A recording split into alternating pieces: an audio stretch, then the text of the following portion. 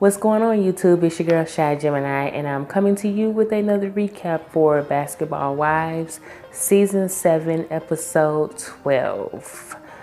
I gotta get used to this Sunday night lineup. Honestly, I'm a little annoyed because I feel like at least on Monday they come on a little earlier. They come on an hour earlier, actually, and I can be done reviewing this by 9:30. So now I feel like with it coming on at 9, it's gonna be late, and I'm just annoyed. But anyway, it started where it left off with Jen and Tammy fighting, and I don't know how I forgot this.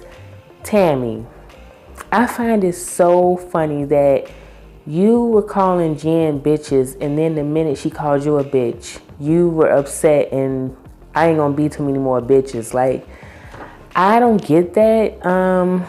How is that possible? How are you able to tell someone not to call you a bitch, but you always throw out the bitch word? Like, I don't get it. So they're still going back and forth about this whole incident, and Tammy is knucking and bucking like she always do, and Jen is scary like she always is, and she talks about the fact that she has pepper spray, and she was about to spray Tammy in her face.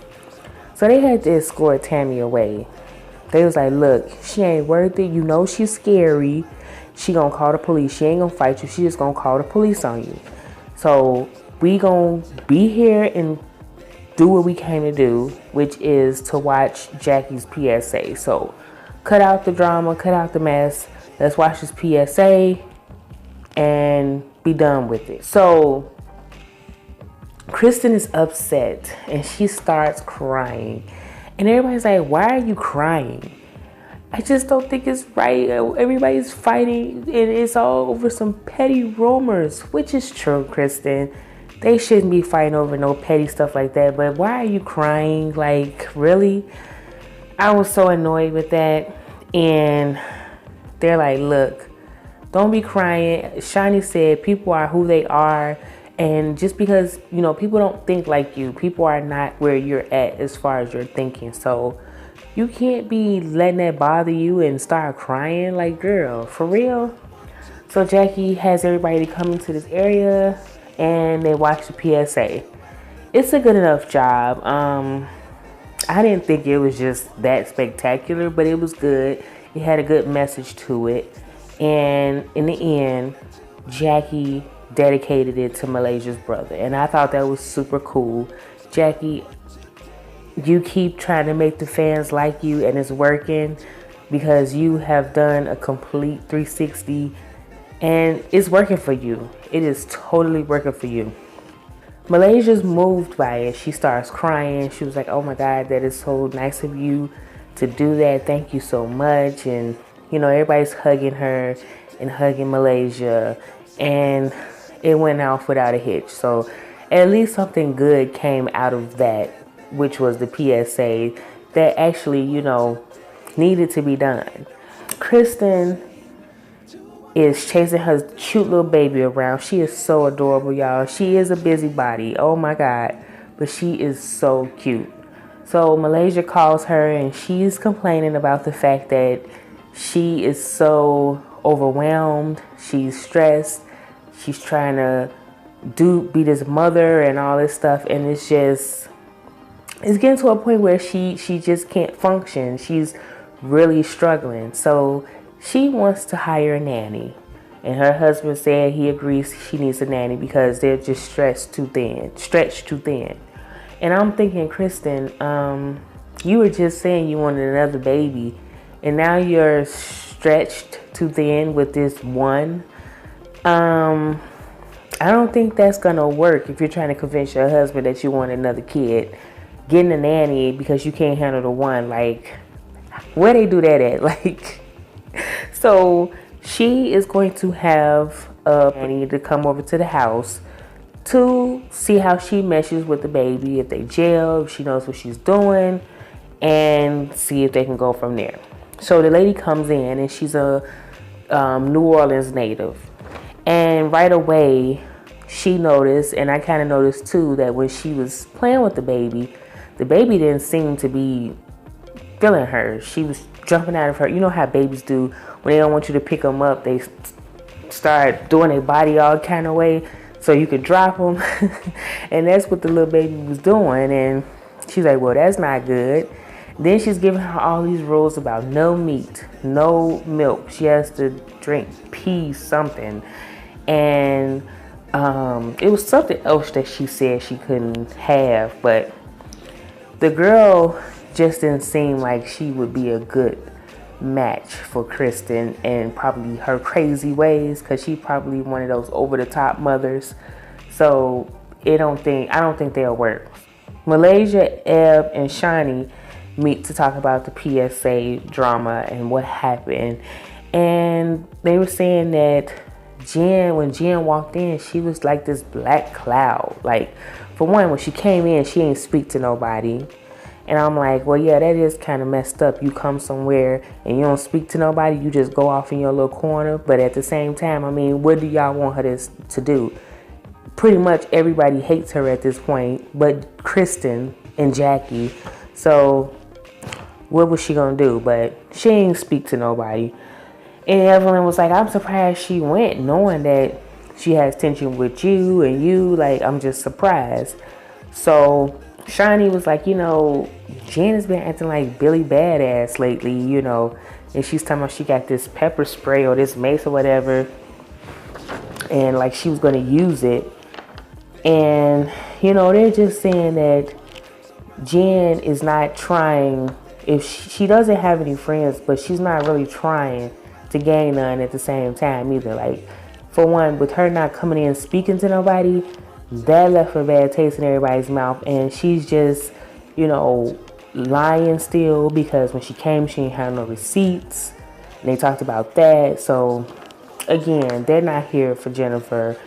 Evelyn is still trying to be cool with Jen. She don't want to really turn on her. So, Kristen and Jen, they meet up and they talk about the PSA and how it went down. And she said, I really wasn't trying to come there to be in drama, but she got in my face. And, I'll defend myself if I have to. They talk about Kristen's baby and how the nanny that she tried out didn't work out. But Jen is going to try this dating bingo.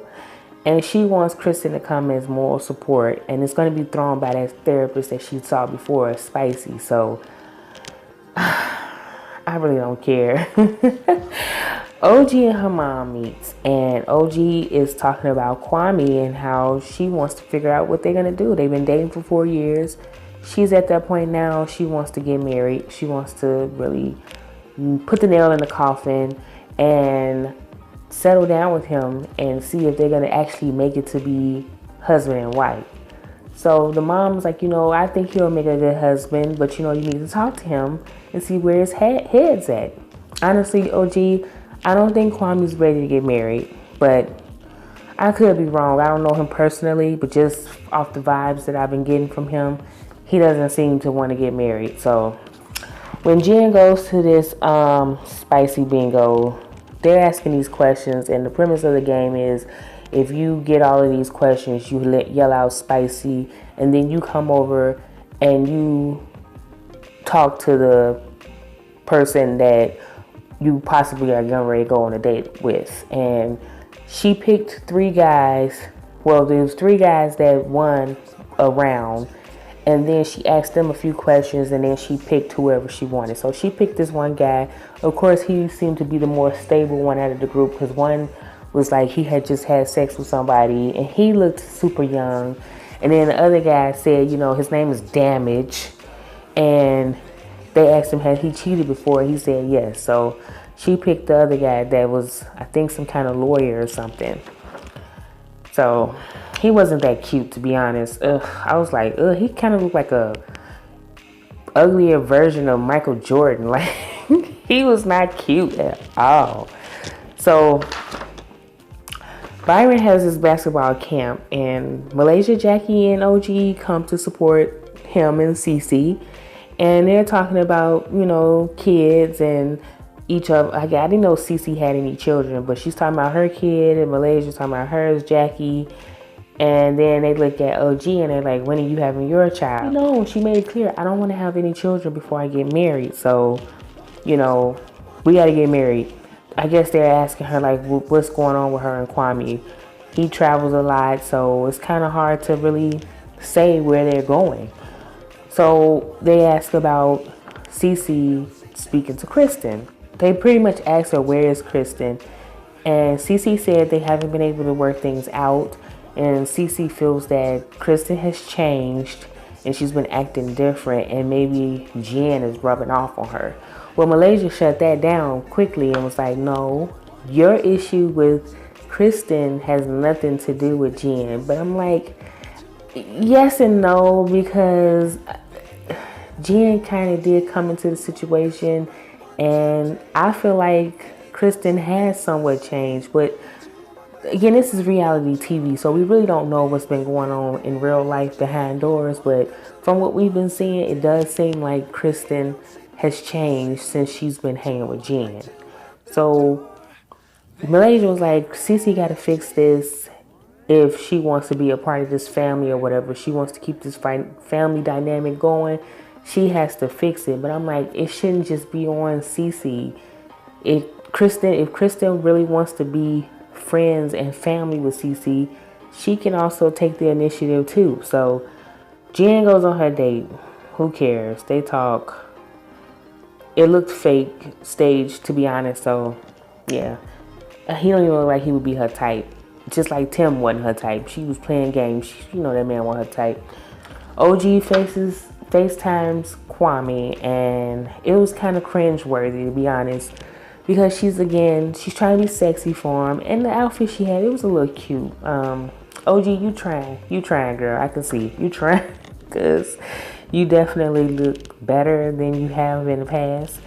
But she's FaceTiming Kwame and asking him again, do you see us together forever? And it's crickets. And he's like, forever? Like, that boy, if you notice a pattern that every time you bring up long-term commitment, he either clams up or you could tell he's uncomfortable. Like, why do you keep bringing that up? It's not going to, you forcing a conversation on him is not going to make him want to marry you more. Like, it just seems so forced and it was so awkward. Like, I know how she feels, trust me. But your approach, I don't know if that's going to work for you. I feel like you're going to push him away to the point where he's like, you know what? I don't want to do this anymore because I'm not trying to be on that level with you. So yeah, it was cringe-worthy. The show ends with Kristen going to see Malaysia, and Malaysia says that she missed her at Byron's basketball camp. And Kristen says that Cece texted her saying that Byron says he no longer wants to do any type of brunches or lunch, dinner, birthday celebrations or whatever, going out to eat with them, because Cece actually ends up paying for everybody's meal when they go out. Well, Kristen says she's offered to have her husband pull out his wallet and pay, but Cece said, no, I got it. So, I mean, what do you want them to do? They said at least they've tried to pay for their own meal, and you've told them no. So, I mean, what did you want them to just keep pushing and pushing? Like, if they offer, don't say nothing. If you don't want to pay for everybody's meal, when he takes his wallet out his pocket, don't say nothing. You take care of you and your man. He take care of him and his wife. So I don't understand. I don't like when people do stuff like that. That's kind of like passive aggressive behavior. So, but anyway, Kristen says she noticed that Byron, he's different since being with Cece, and she's not necessarily saying that it's a bad thing. She feels like he's having a little more fun. He's been a little more vibrant, but she says that she doesn't remember the last time he has seen their daughter, which is Byron's granddaughter. So she feels like maybe Cece is changing him to the point where he's kind of like not thinking about the family dynamic.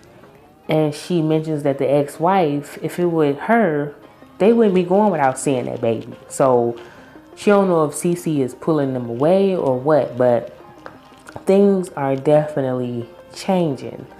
So she gonna have to get to the bottom of what's going on, because it's just that you all's relationship just changed so suddenly. That's just the weirdest thing. Y'all were cool, and then when you got on the show, now everything is just falling apart. So figure it out. You want to be family? Figure it out. But that was it, y'all. This episode wasn't, honestly, it really didn't need a review. As you could probably tell, I'm kind of just like whatever. But it wasn't nothing spectacular, to be honest. That was it, y'all. Basketball Wives.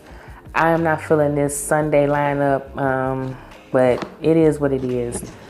That's it. Thumbs up this video, share, and subscribe if you're not a subscriber.